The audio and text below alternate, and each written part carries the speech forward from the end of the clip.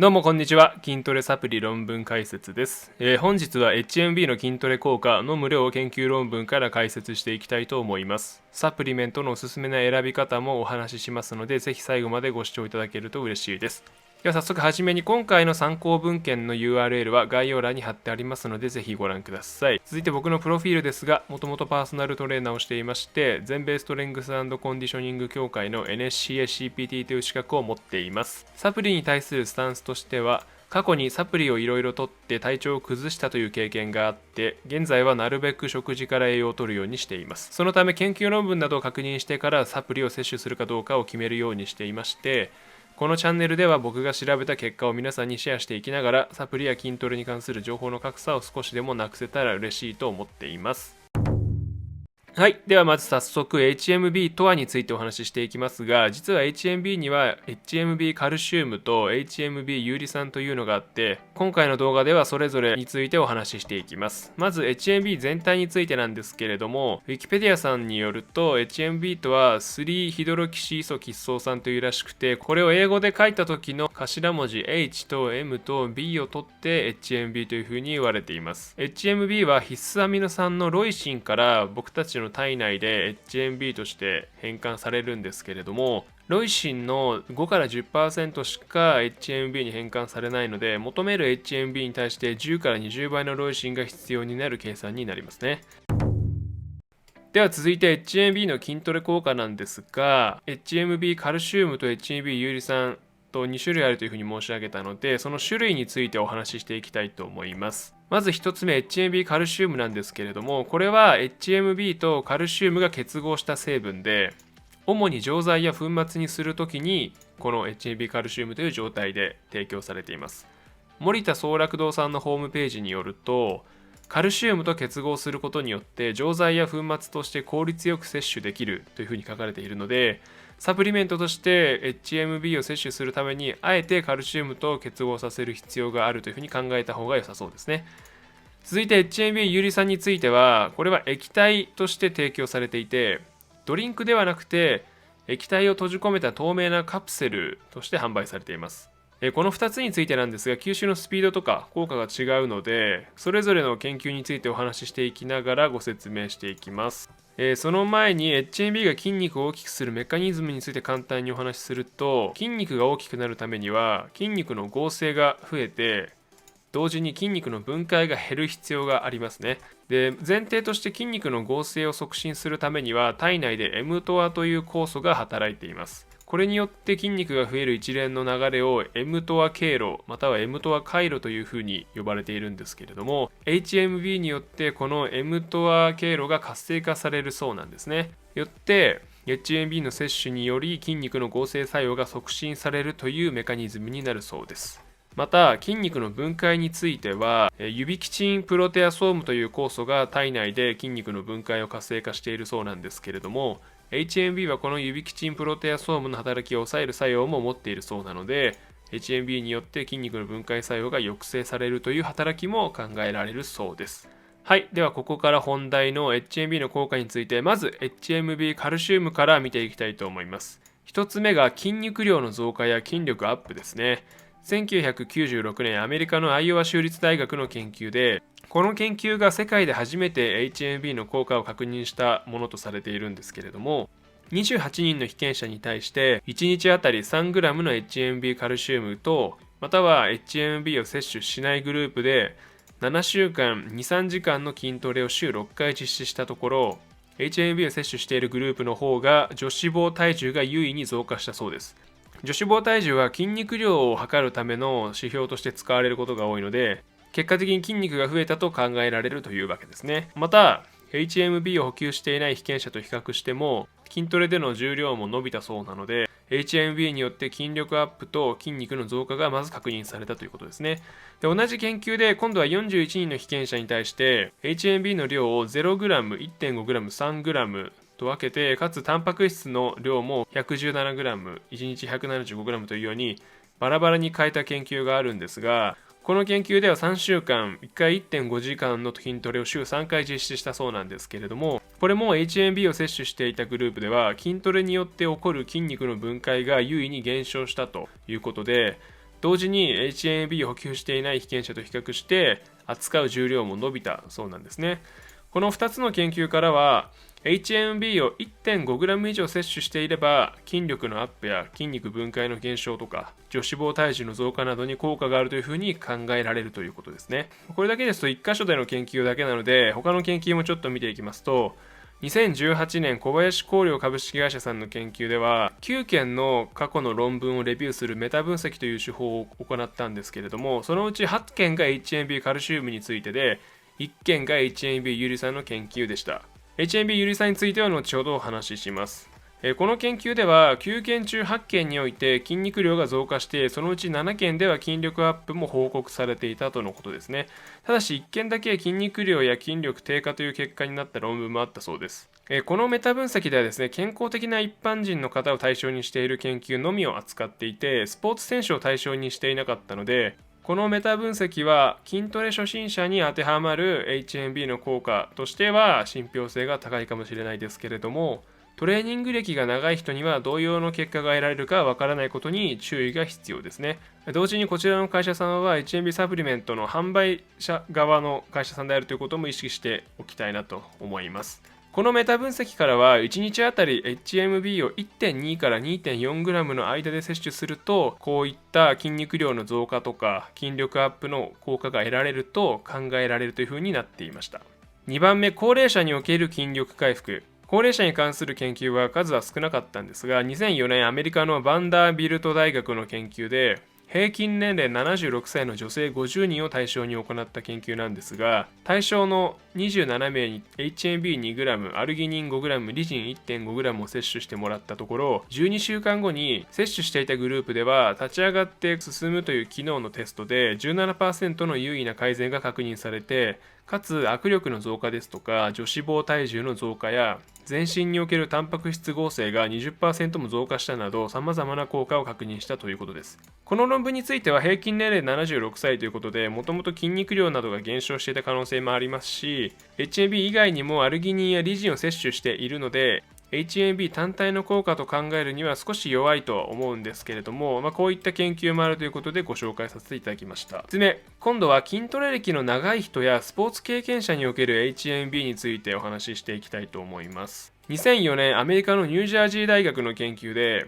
大学におけるフットボールチーム26人に対して10日間の合宿中1日あたり 3g の HMB またはプラセボを摂取してもらったところ、無酸素運動における筋力差が見られなかったという結果になりました。また筋肉分解の指標になるクレアチンキナーゼという成分ですとか、ストレスホルモンのコルチゾール、テストステロンといった男性ホルモンにも有意な差は見られなかったという結果になっています。また2020年アメリカのケネソー州立大学の研究で、こちらは HMB カルシウムか有利酸なのかどちらか記載が確認できなかったものではあるんですけれども、大学ラグビーの男性選手16人に対して HMB とクレアチンのグループとクレアチンだけのグループに分かれて検証したところ、両者の間に有意な差が見られなかったという結果になりました。こういった2点の研究から見る限り、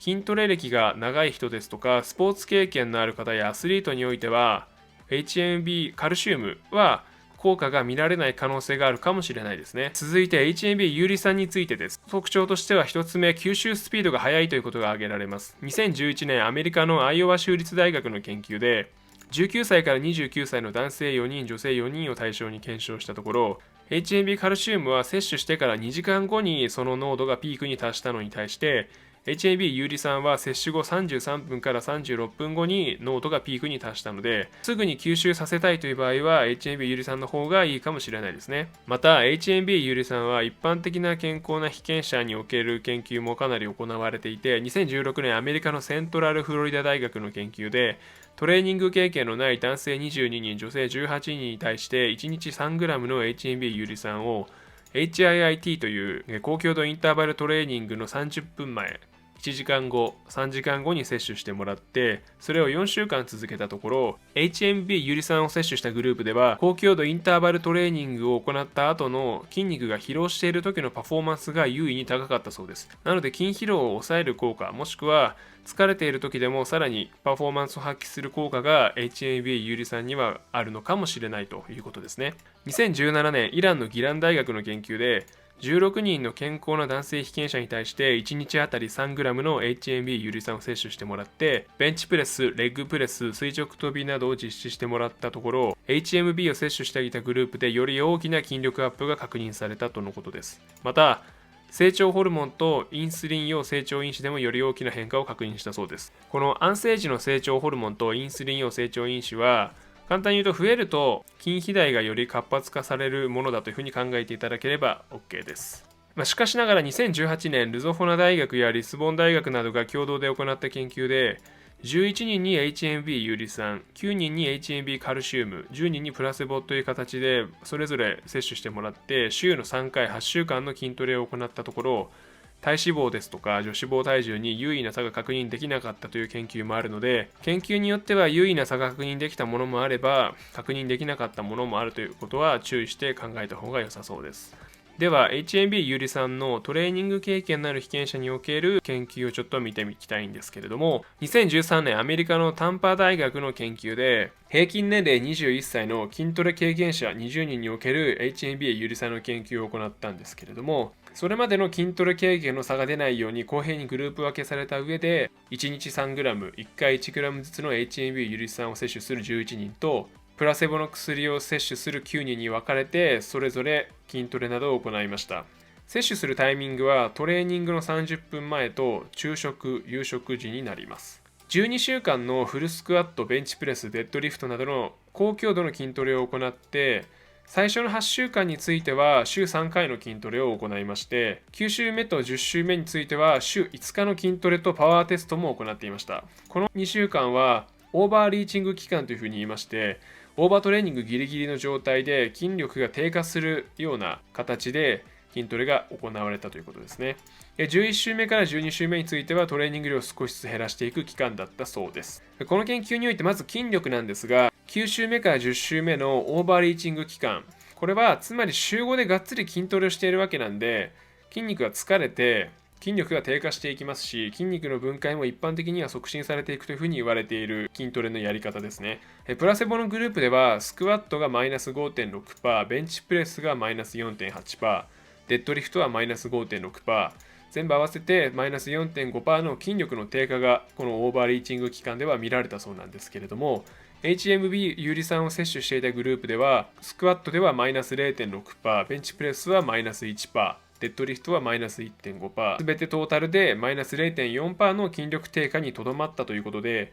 HMB を摂取していたグループでは、オーバーリーチングにおける筋力の低下がかなり抑制されたということが分かります。12週間トータルで見た場合は、プラセボ、HMB を摂取していないグループですと、スクワットは 3% の筋力アップ、ベンチプレスも 3% の筋力アップで、デッドリフトは 9% の筋力アップ、トータルで 6% の筋力アップという結果だったんですけれども、HMB を摂取していたグループでは、スクワットだと 25% の筋力アップ、ベンチプレスは 12%、デッドリフトは 16%、トータルで 18% の筋力アップが確認されたということで、3ヶ月における筋トレを経て HMB を摂取していたグループでは大幅な筋力増加が確認されたということが分かります。これらの結果から HMB 有利酸を摂取することによって筋力アップがかなり期待できそうだなというふうに考えられますね。続いて筋肉の分解についてですが、筋肉の分解は体内のクレアチンキナーゼを測定しています。クレアチンキナーゼとは筋肉の中に存在する酵素でして、これは筋肉が分解されるほど血液中に多く放出されたりするので、このクレアチンキナーゼが少ないということは筋肉の分解が少ないと。逆にこれがすごくたくさん確認されると、それだけたくさんの筋肉が分解されているというふうに考えられるわけですね。筋トレの4週目において HMB を摂取しているグループではクレアチンキナーゼがかなり低かったということがまず分かったそうで、9週目から10週目のオーバーリーチング期間、週5でがっつり筋トレをしているので筋肉が分解されやすい期間なんですが、プラセボのグループではクレアチンキナーゼの値が2倍に上昇したんですけれども、 HMB グループでは変化しなかったそうなんですね。また激しい筋トレで筋肉を分解するストレスホルモンのコルチゾールが分泌されるんですけれども、コルチゾールについても HMB グループでは低かったそうなんです。なので毎日週5でがっつり筋トレをしたい人にとっては、筋トレによるデメリット、筋力の低下や筋肉の分解、ストレスホルモンの増加などが HMB によってかなり軽減される可能性が期待できるという結果になったようですね。続いて3つ目、筋肉の回復、パフォーマンスの回復に関するお話なんですが、筋トレ後の回復のスピードも HMB 摂取グループの方が速かったということが分かったそうです。4つ目、女子肪体重・体脂肪については、まず女子肪体重、プラセボのグループが12週間の筋トレ後に 67.1kg から 69.2kg へ増加したのに対して、HMB 摂取グループでは 67.1kg から 74.5g まで女子肪体重が増加して、かなり筋肉量が増えたということが伺えますね。また体脂肪については、プラセボのグループでは 1.7kg の減少だったのに対して、HMB グループでは平均で 5.4kg も減少したということで、3ヶ月で 5.4kg の体脂肪が減少したというのはかなり効果としては高かったのではないかなと考えられますね。この研究、2013年のアメリカのタンパ大学の研究ではかなり HMB 有利酸の効果が顕著に確認されたんですけれども、他の研究をちょっと見ていきたいと思います。2018年ブラジルのブラジリア大学の研究で、こちらも筋トレ経験のある平均年齢20代の男性23名を対象にHMB 有利酸を 3g 摂取してもらって20回のドロップジャンプ、これを7セットインターバル2分で行ったところ、 HMB を摂取していたグループではこの運動の後の24時間でパフォーマンスが回復したそうなんですが、 HMB を摂取していなかったプラセボのグループでは筋トレ後72時間を経過しても回復しきらなかったということです。この研究からわかるのは HMB を摂取していたことで激しいトレーニングをした後の回復スピードが速かったということが確認できたということですね。以上、長くなったのでここでまとめておきますと、 HMB カルシウムについては筋トレ経験のない方にも効果が期待できそうな成分なんですけれども、スポーツ経験のある方にはあまり体感できないかもしれないと。しかし HMB 有利酸については研究がカルシウムほどは多くないんで安易な判断は難しいんですが、筋トレ中級者の方や上級者の方の場合は HMB 有利酸の方を摂取した方が効果が体感できるかもしれないですね。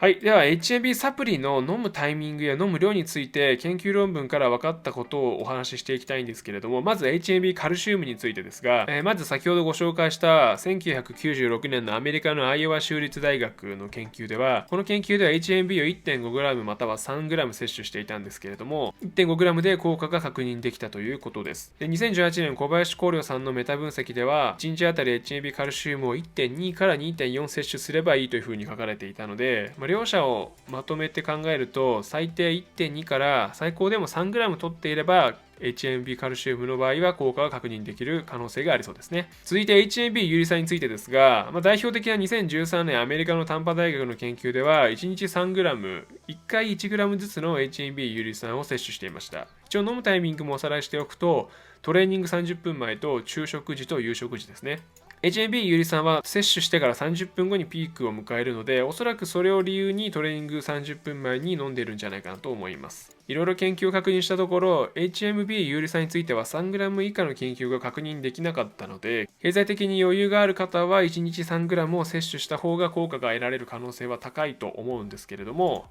コストが気になるという場合は自分なりに少ない量から体感を見ながら摂取してもいいと思います。というのも2013年の研究はアメリカの大学のしかも筋トレ経験者における研究結果になりますから、体格が日本人よりはあると思うんですよね。そういった面も考えると 3g である必要性は必ずしもないと思うので、 HMB カルシウムが 1.2 とか 1.5g で効果が得られる可能性があるのであれば、おそらく HMB 有利酸も同じぐらいから効果を確認できるかもしれないので、ご自身でその辺は調整してみていただくといいんじゃないかなと思います。はい、では最後に HMB サプリおすすめの選び方なんですけれども、具体的なサプリをおすすめするわけではなくて、僕がHMB サプリを選ぶならこういう手順で選びますよということをお話ししていきたいと思います。まず原料の種類ですね。HMB カルシウムか HMB 有利酸、どちらがいいかを選んでいただくと、もうまずこれでだいぶ変わります。というのも HMB 有利酸というのは商品数がほとんどないので選択肢が限定的になります。僕が確認したところ iHerb で HMB 有利酸買えるものってほとんどなかったですね。もう特定の商品になってしまうので、商品名はここではお話ししないですけれども、HMB 有利酸かなり高いので、それも含めて考えていただくといいかなと思います。続いて HMB 以外の栄養素が必要かどうかを考えていきます。最近ですと HMB だけではなくてクレアチンとかギャバを一緒に含んでいる HMB サプリが販売されているんですけれども、僕だったら HMB だけを含有しているサプリを選びますね。というのも単体で HMB の効果を体感できるかどうかを知る必要があるので、他の栄養素が入っているとその栄養素の効果だったり組み合わせによる効果とか他の可能性が除外できないので HMB 単体のサプリを選ぶと思います。で、最後にコスパを計算します。まず自分が1日あたり摂取したい HMB の量を決めます。例えば1日 1.5g 摂取したいとすると HMB サプリというのはミリグラム単位で記載されているのがほとんどですから、まず 1.5g を 1500mg に直します。その上で例えばですけど1袋3000円で全部で合計9万 mg の HMB サプリがあるとします。1袋9万 mg なのでそれを 1500mg で割ると60回分になります。で、1袋3000円ですから、これを60回で割ると1回あたり50円の HMB サプリということになりますね。この計算を比較したい HMB サプリ全てで行うと1回あたりいくらになるのかというのがわかると思います。もちろん HMB 以外に他の成分を含んでいるものは当然値段が上がったりしますけれども、僕の場合は他の成分いらないと思っているので、他の成分で値段が上がっているかどうかは無視して単純に HMB だけのコスパとして見ます。その他の要素として不純物の少なさとかあると思うんですけど、これは独力で調べることはできませんから、この点についてはあんまり考えずにコスパを計算して、ある程度国産のメーカーだったり原料をしっかり見て安心できそうであれば特に問題ないんじゃないかなと思っています。はい。では今回は HMB の筋トレ効果や飲む量を研究論文から解説していきました。HMB 種類が2つあって、それまとめて1本の動画でお話ししたので、ちょっと分かりづらかった部分があるかもしれないですが、補足についてですとかはコメントでもしいただければしたいと思います。研究論文を見る限りでは、効果の方はかなり期待できるというふうに思いました。まずはご自身なりにコスパとかを計算して、あんまり無駄なお金をね、サプリにかけないようにしていただければなと思います。はい、では今回は以上となります。最後までご視聴いただきましてありがとうございました。お疲れ様でした。